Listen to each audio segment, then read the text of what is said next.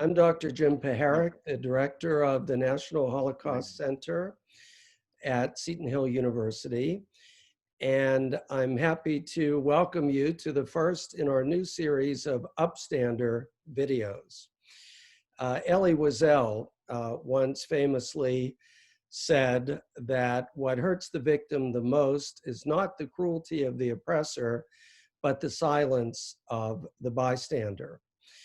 And so in the field of Holocaust studies, we like to emphasize the fact that even though the majority of people were unfortunately bystanders, there were some upstanders. And it's very important to acknowledge their work. First of all, to pay tribute to what they did, to the fact that they risked their lives to rescue others, but also because they are models for us today as we continue to struggle against injustice. So I'm happy to have our inaugural guest be Marty Brounstein, who has written a wonderful new book called The Righteous Few, Two Who Made a Difference. And the book tells the story, it's a true story that focuses on two people in Holland, Frans and Mien Wijnakker. Have I said their names right? I will help you that in a moment. Okay, Marty will help me with that. But they were rescuers, and they've been recognized by Yad Vashem in Israel and given really the highest award that rescuers can receive, which is they are counted among the righteous of the nations. Yes. So Marty has written a wonderful new book about them. It's a book that scholars can use because it documents in great detail a case of rescuers. And of course, we know about some of the other rescuers in the Netherlands. Thank you, Marty's holding up the book. It's a wonderful book by Square One Publishers. Yes. And it's just come out. So the book is useful for scholars, but also for teachers. Absolutely. And so before we're finished today, I'll have Marty talk a little bit about how he has worked with teachers and remains willing to work with classrooms who are reading his book so that they can understand the details of this story. So Marty, welcome. Thanks for coming today.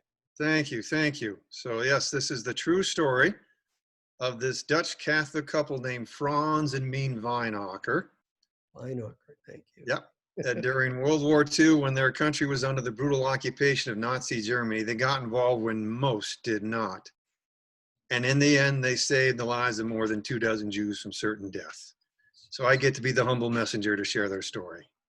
Absolutely. It's a wonderful message. It's so important for us to hear this. And the research that you did for this book is very impressive. I know you spent more than a decade collecting data about this story, and you've really brought it to life in your book. Yeah, yes. Well, I was fortunate because I always say it's a story I stumbled into by accident.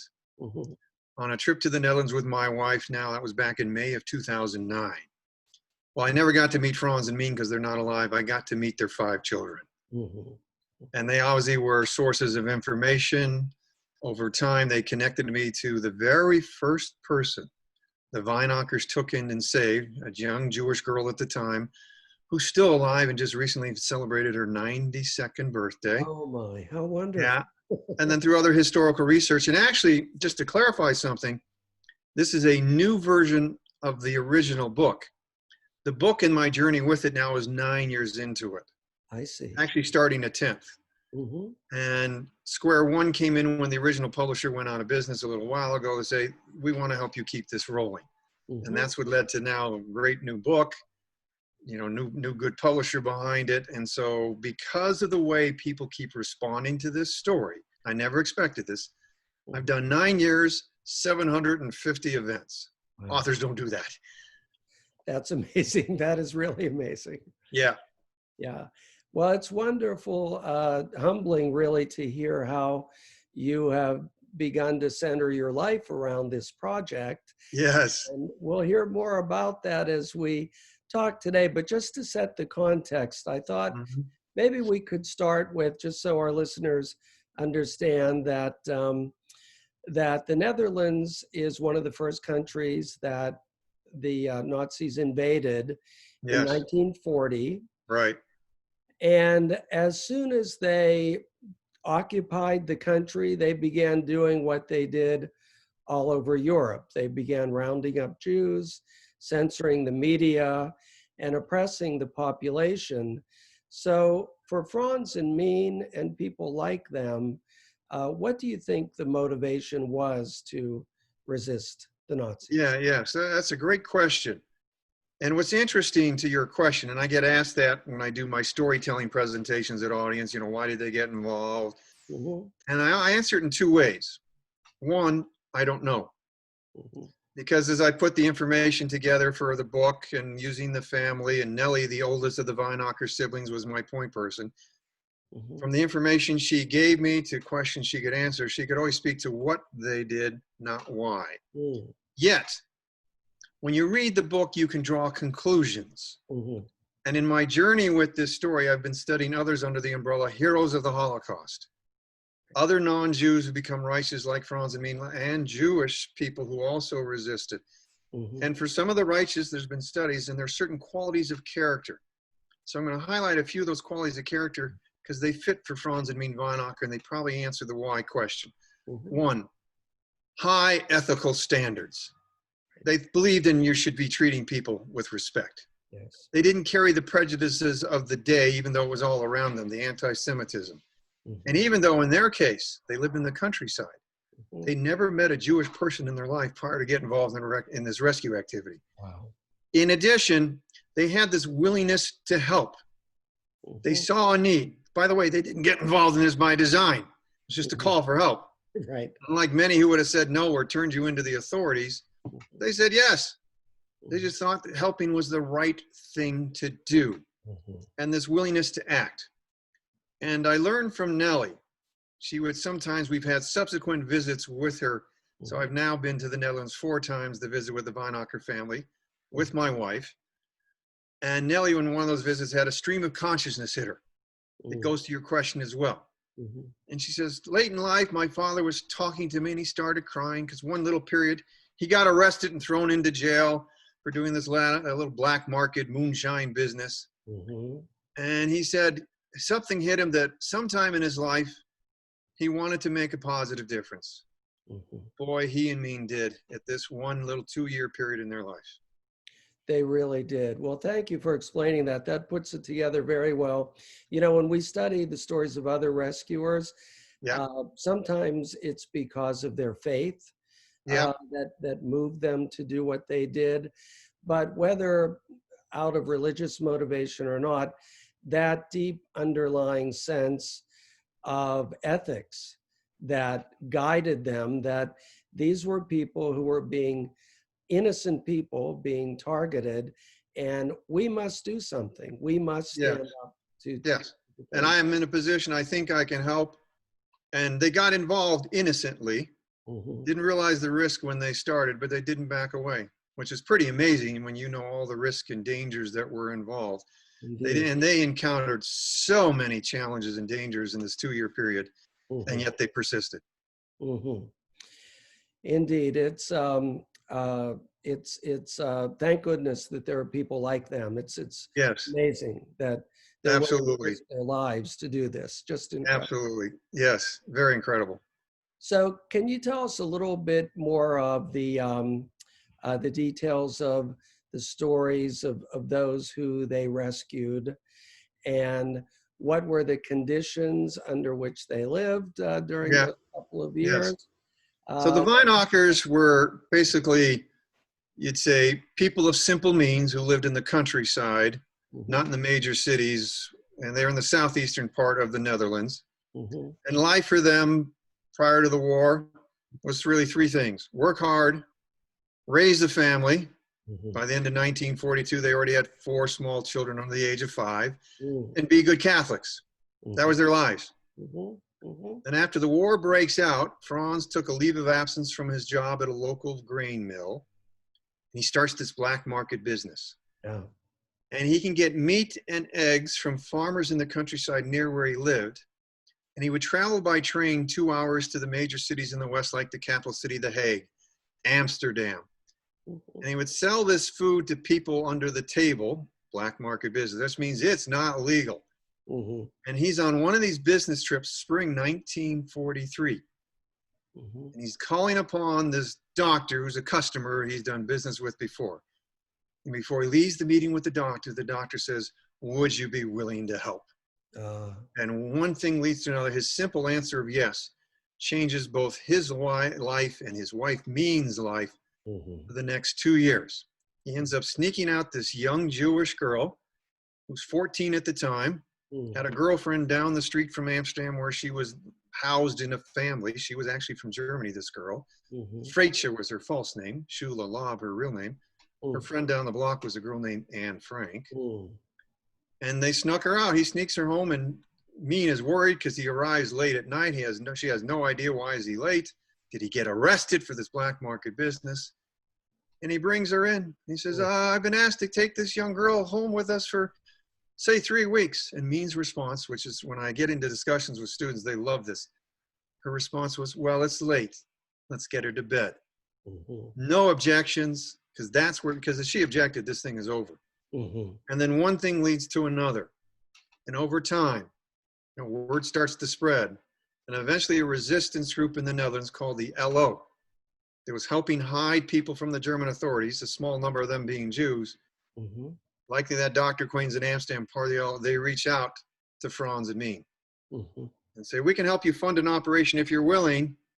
We'd like you to go around the little towns in your countryside area and see if you can build a rescue network to place other people in their homes because you can't fit them all in your house. This is now by fall of 43. Wow. And Frans and Mien instantly went, yes! And it took off. And then it just took over their whole life, day in and day out. Amazing. Yeah. And so you've not only read about this, but you personally researched this. Sure. Trips to the Netherlands. Right. And so what did you find out through those trips, and how did it help you to understand how the story ends, or how how it evolves? Yes. Well, one of the things that really helped me greatly, when I first meet the Wijnakker family in May of 2009, not that I know I'm going to write a book then, I'm actually involved in running a business then, right. But they provided us a little self-published Dutch book. And they said, you can have it. And they said, late in life, a friend of the family sat Frans down. Mien had already passed away. They've been hearing little snippets of stories over the years and said, spit it out. And while that book is not, I always say it was a jigsaw puzzle with many pieces missing, you got the gist of quite a remarkable story. And much of the dialogue that's in my book comes from that. The family said, use it, because typically nonfiction books don't have a lot of dialogue. Absolutely. And so it was Frans telling a story, and then eventually through historical research and other interviews, I paint the picture around what was going on, and I've learned some things since that we've enhanced to this latest version that has built a story that audiences and readers keep telling me, you must keep telling it. This is inspirational. And in these times, in these turbulent times when respect and unity seem to get forgotten, the values this story teaches, we need to be reminded of more than ever. Well, I agree with that. It's such a relevant story and such an essential story for people to hear. Absolutely. And speaking of that, I know that you had a number of previous careers, but yes, you've been focusing on teaching about your book. And I know you mentioned earlier the hundreds of presentations. Yes, and book discussions. Yeah, and I wonder if you could talk a little bit about how schools, for example, Seton Hill is in the Diocese of Greensburg, and we're closely connected with the Catholic schools here. And I think that the teachers in our Catholic schools, especially public schools as well, but Catholic schools would be especially interested in having their students read the book and interviewing you. So is that something that you have been doing also? Yeah, absolutely. You know what's interesting, as I hold up the book again, Yes. for teachers who want to give their students more than just curriculum, but an experience, Mhm. I highly recommend they bring this book in the classroom, have their students read it, and lead discussion on it. Mhm. And my very first school, I did it as the guest discussion facilitator, was a Catholic school that I've now done 8 years. Oh. An 8th grade class in Walnut Creek, California, because of a wonderful teacher there who found out about me Mhm. through one of the parents and one of the kids in the class who attended a public storytelling presentation. Mhm. And certainly what I recommend for teachers, if they bring this into the classroom, not only have the students, help them, guide them through reading the book, but even if I'm not present, Mhm. what I do when I facilitate discussion, so I don't speak to classes. I learned early on the highest educational impact is to engage the students, Yes. develop discussion skills at the same time. So Mhm. I say, prepare them to write comments on these points. 1, what were highlights or what stood out to you about this story? Mhm. 2, what stood out to you about the character of Frans and Mien Wijnakker? Mhm. And 3, what lessons, take away the life and death risk that Frans and Mien Wijnakker faced, but what lessons can you apply from this story Yeah. relevant to your lives today and for the future? And those discussions have been rich every time. And I've been in Catholic schools and public schools, middle schools, high schools, now some college classes. Mhm. I haven't had a bad discussion group yet. But even I always say, if I'm not present, you take the guide I just gave, you could Mhm. lead your students into an engaging discussion, let alone go on my website and to see some videos. They would get quite an experience because to finish the point, Yeah. here's the things we hear most from students. 1, amidst the horrific tragedy of the Holocaust, I didn't know there was anything positive. Mhm. 2 is the story's real.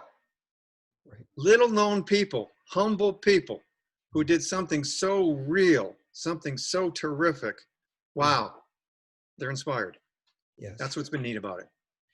It really is. It's wonderful. I think the book is a great educational resource for a couple of reasons. It's a wonderful combination of the use of primary sources along with secondary sources. So Yes, you set the historical context through secondary sources, but then you also go directly to the people involved. And, yes. and the fact that you can quote their words is very it's very compelling, and it does Thank you. make it come to life. In my own You teaching. know firsthand, Jim, because you've read the book. So that's Yeah, great. absolutely. And in my own teaching about the Holocaust, one of the things I found is this idea that the Holocaust was this enormous historical event so many years ago Yeah, in which millions of people were killed. You can talk about the overall picture, but until you bring it down to individual stories, yes. people that the students can empathize with, only then does it really come to life for them. Yeah, and you're hitting the point, the power of stories. Yes. Stories are a great teaching tool. That's again why I recommend Mhm. teachers take advantage. This book, they will remember this. This Yes. will be one of the best things they do your whole term, whether you're social studies, religious studies, history. Yeah, it's worth the while to really have students engage in it versus they just watch a video. Mhm. No, engage them in the book. Well, I absolutely agree. It's a wonderful resource for teachers, and so thank you for explaining that. And Sure.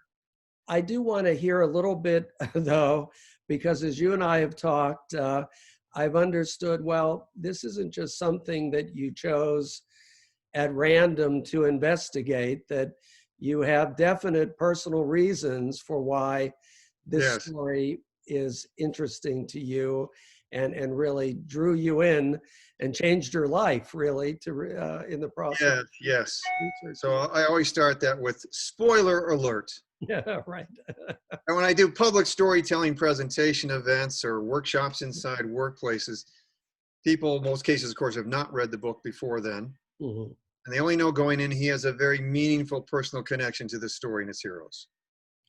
So just as a side note, my main compelling reason is to honor Frans and Mien Wijnakker Yes, and yes. what they did. But that meaningful personal connection, which has an extra spice when students discuss the book, is that Among the 24 plus Jews that Frans and Mien saved was a young married Jewish couple, and they themselves were a young married Catholic couple. And when this couple arrived at the Wijnakker home, luckily got snuck out of Amsterdam, it was fall of 1943. Mhm. When they've arrived, the wife of this Jewish couple had a secret she could no longer keep secret. She was already pregnant. Mhm.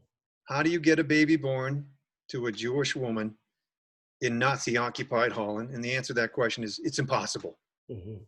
You know, you can't take her down to the local hospital. They get turned in. You know, you can't bring somebody to the house. They already had a house full of Jewish refugees, too much danger and exposure. Mhm. And Frans and Mien at this point had many other challenges and dangers of looking after a number of people, but they decided they would take on this most impossible challenge. And in brief, they performed a miracle. They got the baby born, Mhm. and they kept her and her parents safe and together Mhm. until liberation finally came. And when I went back and I got to meet the Wijnakkers in May of 2009, the reason I was there is that baby wanted to reconnect. She had lost connection with the Wijnakker family. Mhm. Her name is Leah Bars. And now for over 13 years, I call her my wife, and she's right here. We'll bring her over. Oh, of course. This is my Hello. meaningful personal connection. And Well, it doesn't get any more meaningful personal than this. Sorry. it's amazing. Well, He's a marvelous welcome. being.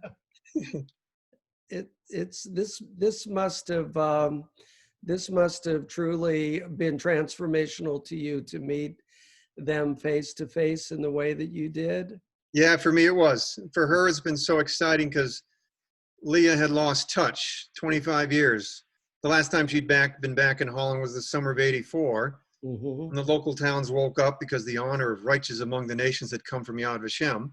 Yes. Now, Mien was not alive, so she never knew about it, but the local towns put on a parade and dinner to honor Frans. And who came over from then her life in San Francisco with her 5-year-old daughter, Leah Bars, Ineke, her Dutch nickname, Yeah. and was part of the parade, one of the pictures we have Yeah. in the book. And then she went home, life got in the way, lost touch. In May of 2009, first time for me, we're back to her original homeland, doing this special trip for 6 weeks, more than 2/3 away. And she's had this curiosity. I wonder if I can find any of the Wijnakker siblings. Mhm. Mhm. We found them. Yeah. And my wife will say, I have not been the same since. Well, how amazing. And Leah, how does it feel to be a miracle baby that Well, I feel very, very fortunate, yes. especially since meeting Marty. And yeah, I grew up with it, you know, so I don't know any different. But Mhm. the Holocaust affected me deeply, and my parents too, of course. As Yes. survivors, So, yeah. yeah. So here I am, happily married to the author and speaker. And she's often been with me for some of the presentations Oh, yeah. and some of the book discussions, and the kids love. Oh, yeah. I mean, she was a career educator, now happily retired. Mhm. And the kids connect with her very, very well. They love to ask questions of us and her and our relationship. And, you know, if anything, too, and I'll let you speak to this, what's it meant to you that you now are back in touch with the Wijnakker family? Well, I consider them, I am part of their extended family. Mhm. So, you know, I was very busy 25 years working and raising kids myself, but I'm very happy to be reconnected. I'm very close, especially with Nellie, the oldest. Mhm. Yes. And we've had wonderful. 3 subsequent visits back into Holland. Uh-huh. And now that we're reconnected with the family, Nellie, the oldest, every time we've come back, she said, make sure you come spend time with us. Yeah. And we have. Yeah. We were going to go this coming summer, but, you know, the world got upside down. So Yes. Yeah. those Yeah. travel plans got thrown away. But Yeah. we're still in touch with her in particular and the rest of the family today. Well, what a remarkable story. I'm overwhelmed by it. And Leah, it's so wonderful that you joined us because you're living proof really of what their sacrifice meant to the world. Yes. It's Yes, Yeah. it is. Yeah. Well put, Jim. just Well put. amazing. Yeah. Just amazing. Yeah. Well, thank you so much to both of you. And again, it's a wonderful book, and I'm happy to advocate that those in my area, at least, or those who are listeners of our to our broadcast and following our programs, will make use of this great resource, because it And is. if I can close with that, one of the keys, why has this journey gone on? I've had people become supporters along the way. Yes. And you and I just met not long ago, and here you are already wanting to be one of my supporters. So thank you so much, Jim. Oh. Thank Well, you. it's my pleasure. I'm delighted to have met you, and I would say that this video will be posted on our Facebook page Great. and our YouTube channel. So I invite everyone to make use of Marty's wonderful resource and to follow our upcoming programs about Upstanders as well. Wonderful. Thank you. Thank you, Jim. Wow, Thank this you is so great. much. Great. All right. Great.